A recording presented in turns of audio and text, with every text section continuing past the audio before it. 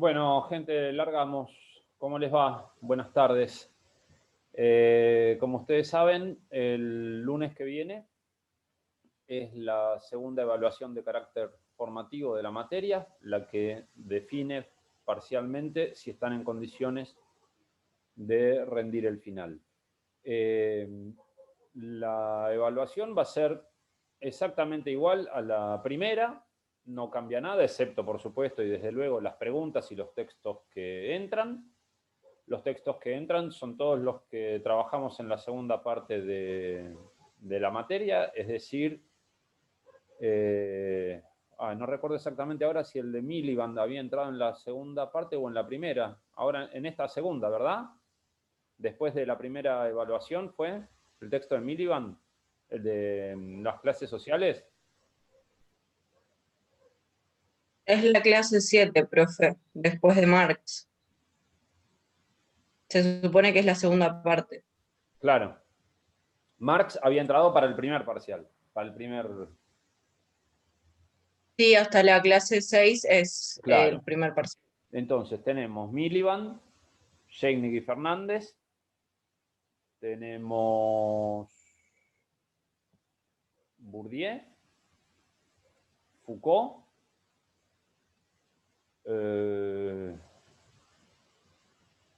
bueno, Llama, el último, y ¿me está faltando alguno? No, son esos. Qué mal que estoy de memoria, por favor. Son esos, ¿no? Sí, bien.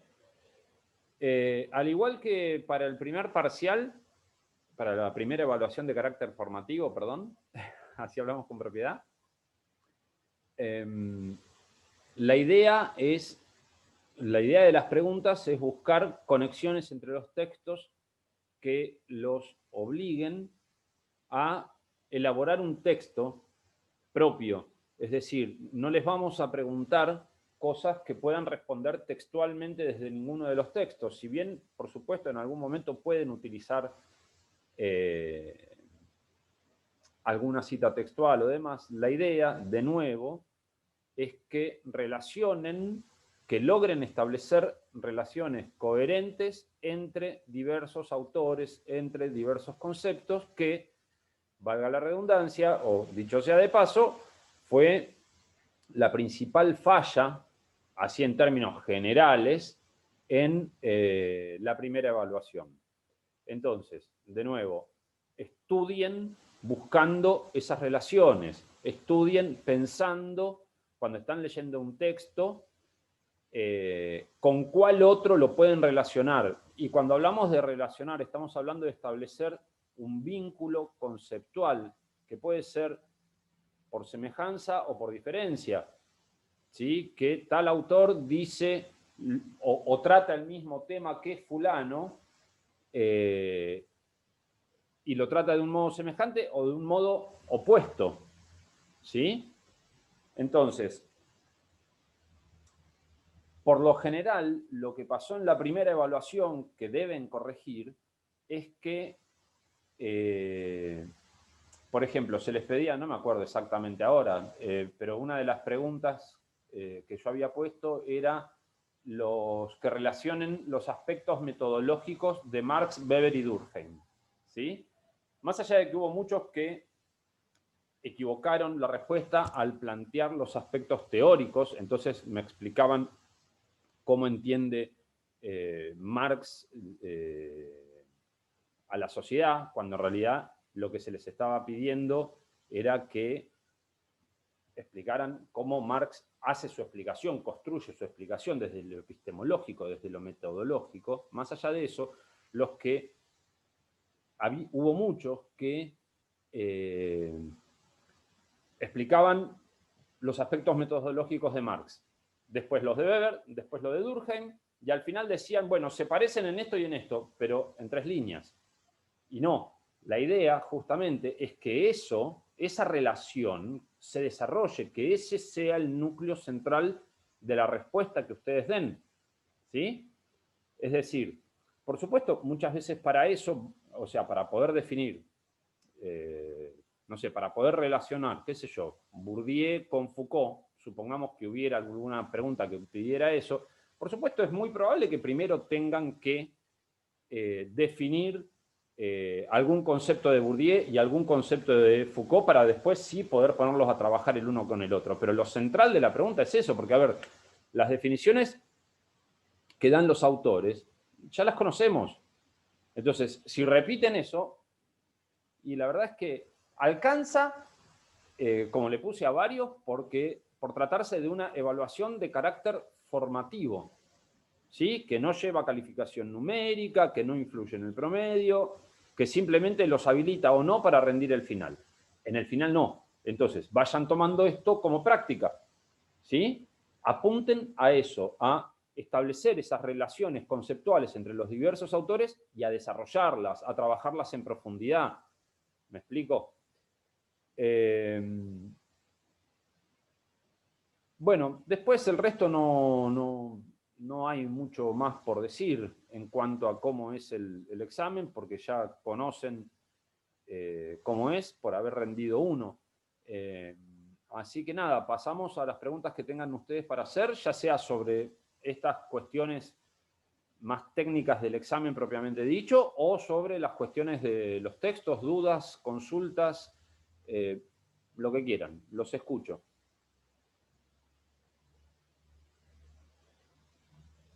Profe, esa relación que usted menciona, que nos la dijo desde el primer parcial, vamos a decirle, ¿se puede hacer con referencia a textos también, inclusive de la primera parte de la materia, o no sería tomado como válido? Porque, por ejemplo, yo a lo que me refiero con esta pregunta es por lo de los ilegalismos que tratábamos en Con el Calveiro, texto de la semana 8. Exacto, sí. el Y esa es primero. una relación, claro, y esa es una de las relaciones que hay que son muy notorias, por ejemplo, como en donde es relativamente, en donde se pueden buscar conexiones como para tener una base, porque creo que es la parte que más nos cuesta buscar esa relación y saber profundizarla entre los textos que tenemos. Sí, por supuesto que se puede, pero también ten en cuenta que la pregunta ya te va a pedir la relación que tenés que establecer. O sea, no va, y como son bloques distintos, no va a haber una pregunta que te pida relacionar un texto del segundo bloque con otro texto del primer bloque. O sea, no va a haber de ninguna manera, no hay ninguna posibilidad de que haya una pregunta que te pida, por ejemplo, esto que vos decís, que relaciones a Jaignegui Fernández con Calveiro. ¿Sí?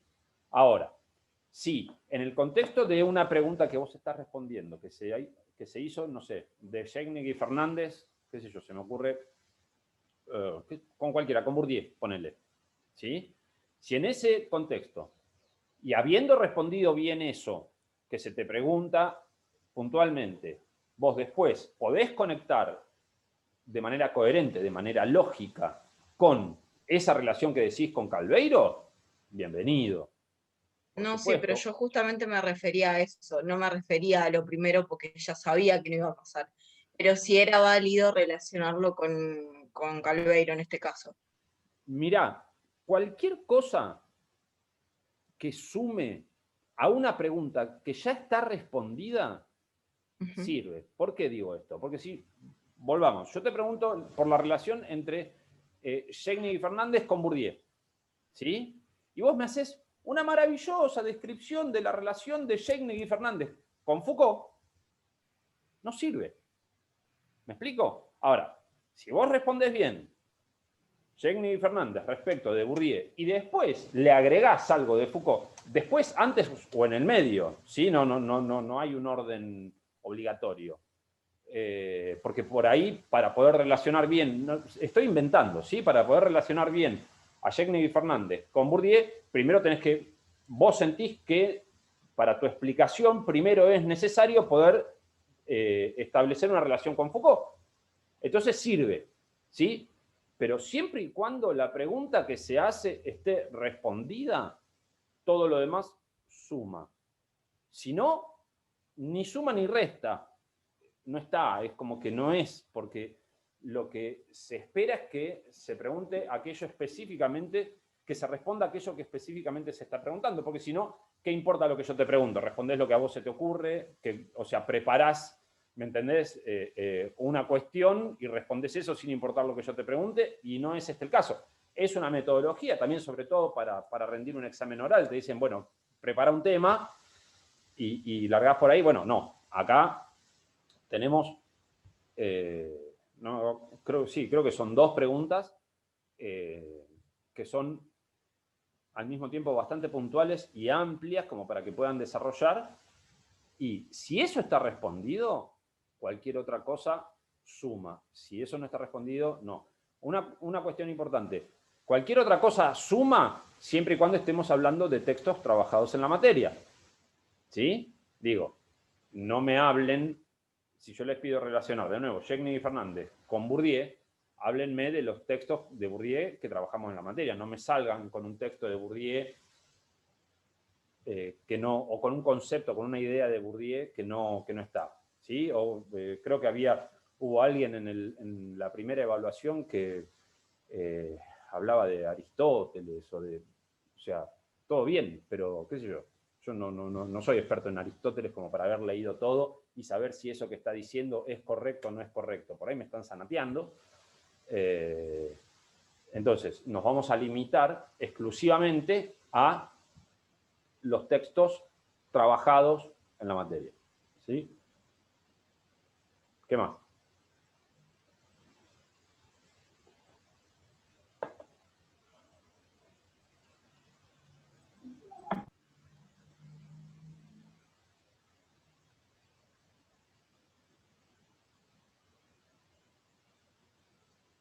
¿Qué más, chicos?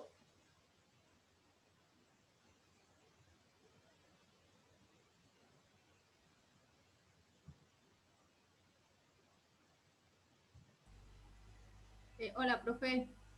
Hola.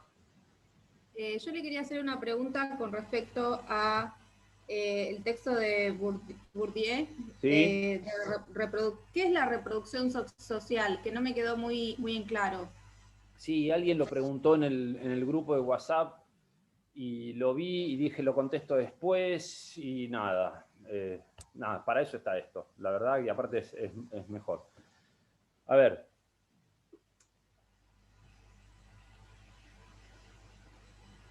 Por reproducción social lo que entendemos es la subsistencia de un determinado grupo social a lo largo del tiempo. ¿Sí? Por eso hay muchos autores que hablan de producción y reproducción social, o producción y reproducción de la fuerza de trabajo, por ejemplo, el caso de Marx. Entonces, la reproducción social está dada por aquellas, en el caso de Bourdieu, está dada por aquellas actividades que desarrollan los agentes en función de que la sociedad siga existiendo, es decir, que siga que continúe la vida, que continúe la existencia social como un todo dinámico que se conforma en esta teoría o en estos campos sociales de los que habla Bourdieu. ¿Sí? La reproducción social es producto de la actividad social de los hombres al interior de los campos, que por esta idea que tiene Foucault de la complicidad objetiva que mencionábamos, ¿sí? Que lleva a que les guste o no les guste el funcionamiento de un campo, por el solo hecho de participar, están todos aceptando las reglas de funcionamiento del campo, al actuar al interior del campo, están reproduciendo esas reglas y por lo tanto están reproduciendo la existencia del campo y por lo tanto también están reproduciendo a la sociedad, están colaborando, estamos todos, porque todos somos agentes sociales, estamos reproduciendo un determinado campo social a partir de nuestra actividad social diferenciada en cada uno de esos campos. Y con los campos reproducimos el conjunto social, porque ustedes no se olviden que en la idea, en la teoría, en la idea de Bourdieu, la sociedad es el conjunto de los campos sociales a través de los cuales actuamos los individuos, los agentes sociales. ¿Se entiende un poquito? Sí, sí, se entiende. Entonces, un ejemplo podría ser, como dice el autor, el hecho de la fotografía, o sea, o el hecho de, no, o sea, no sé cómo hacer un ejemplo, o sea, ponerle marco con un ejemplo. Mirá,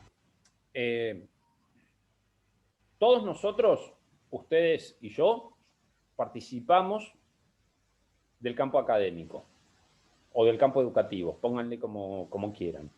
Por supuesto, desde distintas posiciones en función de la cantidad del capital específico de ese campo que tenemos acumulada. ¿Sí? ¿Se acuerdan que hablábamos de posiciones altas, intermedias y bajas, o dominantes, intermedias y dominadas? Justamente por esa cantidad de capital específico del campo académico que cada uno de nosotros posee, que es diversa, que es distinta, estamos ordenados jerárquicamente. ¿Sí? Entonces, podríamos decir que yo, como docente, como graduado, ocupo una posición intermedia, si querés, tirando a alta, al interior del campo. Ustedes, como estudiantes, sin ninguna graduación todavía, en el campo académico o en el campo universitario, pongámosle, ocuparían una posición dominada. ¿Sí? Ahora bien, todos participamos del campo académico. Y a partir de esa participación es que lo reproducimos. Es decir, si la universidad existe, si la Universidad de Buenos Aires existe, es, entre otras muchas cosas, porque ustedes y yo ahora estamos haciendo esto que estamos haciendo. ¿Sí? Estamos colaborando con la reproducción social de este determinado campo. Por supuesto, nosotros y otros miles, ¿sí? Pero nosotros en este momento estamos participando de la reproducción social del campo académico, por decirle algo. ¿Se entiende? Lo mismo cuando vamos a la panadería. Estamos participando en la reproducción del campo económico. ¿Sí? En todo momento, cuando usamos el lenguaje, estamos participando en la producción y en la reproducción, por ejemplo, del campo cultural, porque hablamos castellano y no otro idioma. ¿Se entiende? Sí, gracias, profesor. Sí, sí, sí, me quedó muy claro. Gracias. Buenísimo.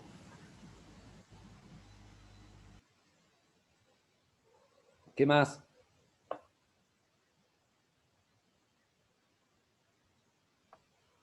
Hola, profe. Yo quería hacer una consulta. O un poquito más alto. Profe, ¿me escucha? Sí. Quería hacer una consulta sobre mundos míticos. En el texto, bueno, plantea la relación del paso del mito de sociedades clásicas o religioso a sociedades modernas y lo asocia con el término de anomía de La anomia, Durkheim. sí. Anomia.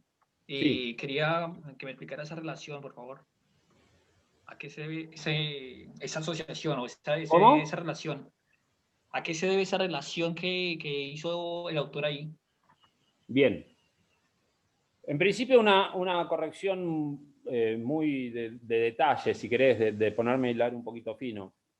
Norberto Llama habla de los mitos en sociedades premodernas y sociedades modernas, sociedades arcaicas y modernas, o si quieren, sociedades precapitalistas y capitalistas. ¿Por qué?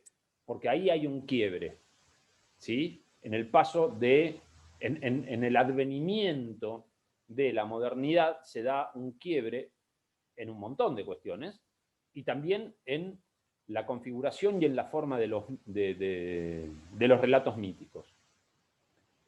¿Cuál es ese quiebre? Fundamentalmente el proceso de secularización, ¿sí? Es una de las características centrales de la modernidad, la secularización. Por secularización entendemos el hecho de sacar a la idea de Dios del centro de la escena, del centro del pensamiento, ¿sí? Hasta la modernidad, en todas las formas previas de organización social, el centro de la organización social había sido siempre la idea de Dios o de los dioses, lo sagrado, lo religioso, no necesariamente el Dios cristiano, ¿sí? Pero sí la idea de lo sagrado. Siempre las sociedades habían estado articuladas, alrededor de lo sagrado. El proceso de secularización que viene con la modernidad implica justamente sacar a Dios de ese centro, no hacerlo desaparecer, porque de hecho la idea de Dios sigue existiendo en diversas formas y sigue siendo un articulador social, pero ya no es el centro de la articulación social, ¿sí? La idea de los iluministas, de los iluministas era sacar a Dios y poner al hombre como centro de la organización social, ¿sí? Al hombre y a sus capacidades, a su entendimiento, a su razón. La razón del hombre pasaba a ser el ordenador social que antes había sido la razón divina. Después podríamos hoy discutir esa idea y pensar si en realidad lo que está hoy por hoy en el centro de la escena es el hombre o es el capital, el dinero, pero es otra discusión. Entonces, y ahora sí, yendo a tu pregunta, la relación que establece el autor entre las ideas del paso de lo arcaico a lo moderno con la idea de la anomia tiene que ver justamente con el hecho de que las sociedades precapitalistas, al estar organizadas alrededor de la idea de lo sagrado, de lo religioso, otorgaban al sujeto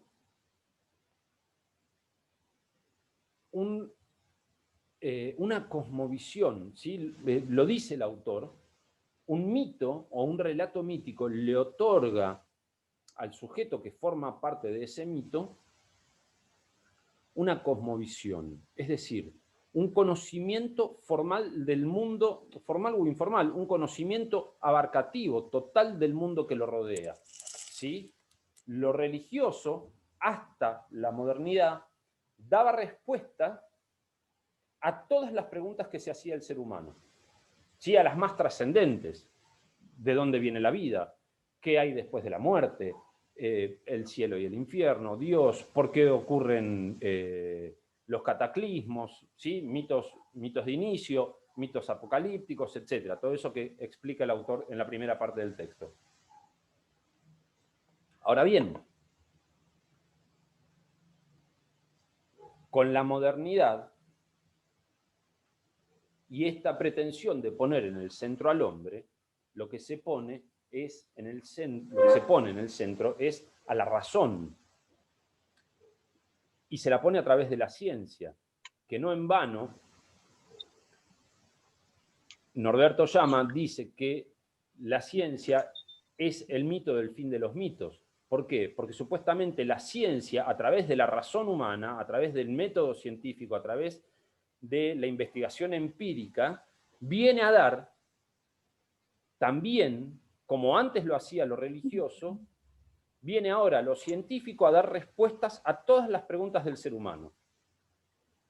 ¿Sí? ¿Cuál es el problema? Que aún no lo ha logrado. Hay preguntas que la ciencia aún no ha podido responder. ¿Sí? Por supuesto, la ciencia ha podido responder y con mucha mayor precisión que el conocimiento religioso, la ciencia ha podido responder muchísimas, infinidad de preguntas que no habían podido ser respondidas antes, o por lo menos de una manera satisfactoria, ¿sí? Pero hay ciertas preguntas centrales fundamentales en la existencia del ser humano que la ciencia no ha podido responder. Por ejemplo, si hay vida después de la muerte, ¿qué pasa después de la muerte? ¿Sí? Porque tengamos presente una cosa, que no lo menciona el texto, pero es una idea que es muy interesante para ser tenida en cuenta. El ser humano es el único animal que no se muere. Perdón, es el único animal que no muere, sino que se muere. Es decir, es el humano es la única especie que tiene conciencia de su propia finitud. ¿Sí? El resto de los animales no tienen conciencia de que un día se van a morir. Por más que haya animales que reconocen la muerte y que hay especies de cementerios de animales, de elefantes y hay, bueno, qué sé yo, manadas que acompañan al enfermo hasta y se quedan establecidas en el lugar donde el líder de la manada falleció, y etcétera, etcétera, etcétera, no tienen conciencia al nivel que la tiene el ser humano de su propia muerte. Entonces, esa pregunta es una pregunta angustiante para el ser humano, que es, en definitiva, el principio básico de todas las religiones, de todas las filosofías. ¿Qué pasa después? Entonces, cuando el ser humano encuentra que ya no tiene, como tenía en las sociedades precapitalistas, un relato abarcativo, una explicación holística del mundo, una cosmovisión que le diera respuesta a todas sus preguntas, sino que lo que tiene a través de el conocimiento científico son respuestas con mayor grado de certeza, muchas veces, pero también fragmentadas, ¿sí? De repente, el ser humano empieza a perder esa guía, esa pauta, esa guía de comportamiento que le daba antes el relato mítico en las sociedades premodernas. Si ustedes recuerdan el principio del texto, explica que el relato mítico le da, es no solo una forma de conocimiento social, sino que le da al sujeto respuestas a estas preguntas de cómo debe comportarse. ¿Sí? ¿Por qué? Porque lo que está por hacer, o lo que necesita hacer, o lo que quiere hacer, ya fue hecho o no por el héroe mítico.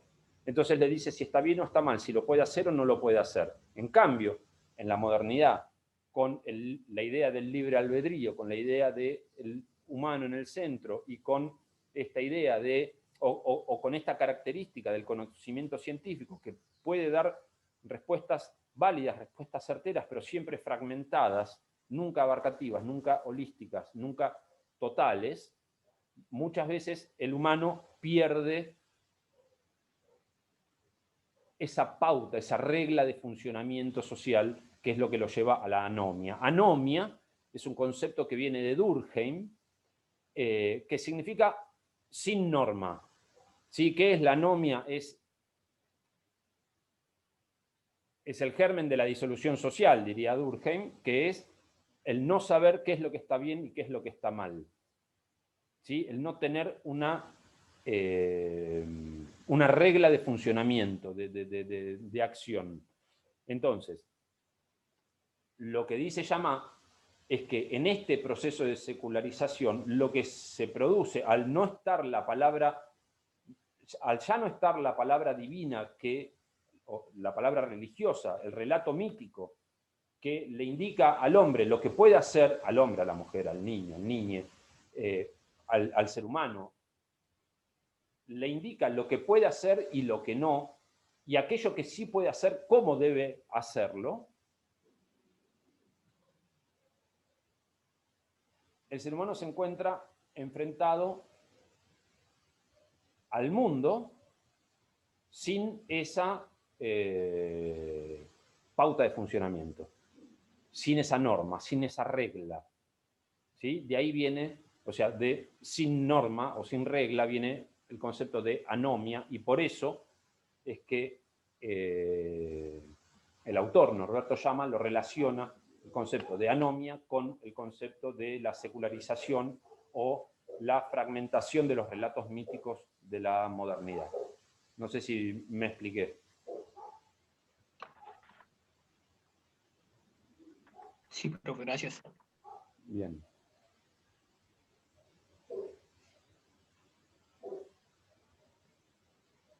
¿Qué más, chicos?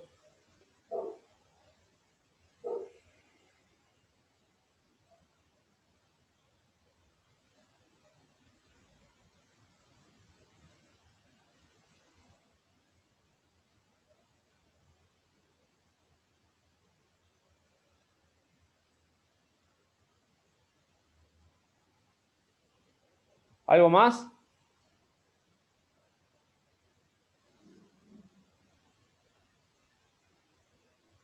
Sí, profe, en un segundito que estoy buscando una pregunta que creo que tenía. Bueno. Ya le confirmo. Se está por cortar. Cuando se corte volvemos a ingresar con el mismo link, ¿sí? Bueno. 4 minutos y medio.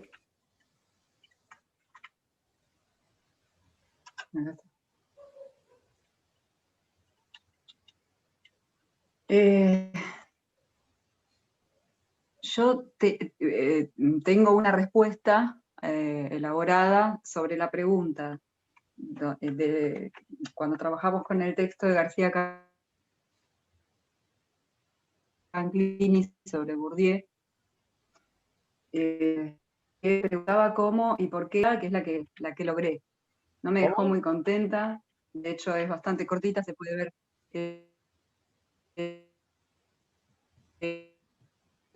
Espera. Espera porque estoy con problemas.